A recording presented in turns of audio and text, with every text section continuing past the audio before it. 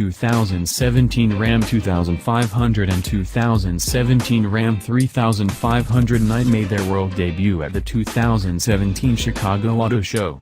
Night edition models have a blacked-out look, including blacked-out grille, wheels and badging, body color front and rear bumpers, powertrain-specific badging, black bezel headlamps, 20-inch wheels, black rectangular running boards, heated cloth front seats, power-adjustable pedals and dual-zone climate control.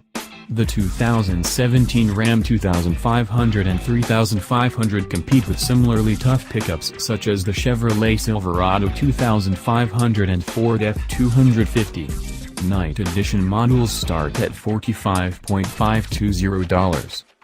The 2500 is powered by a 5.7-liter V8 that makes 383 horsepower, a 6.4-liter V8 that makes 410 horsepower, or a 6.7-liter turbocharged inline six-cylinder that makes 350 or 370 horsepower, depending on transmission choice. The diesel is available with either a 6-speed manual or 6-speed automatic transmission, while the two gas engines bear to a 6-speed automatic. The 2500 is available with rear-wheel or 4-wheel drive.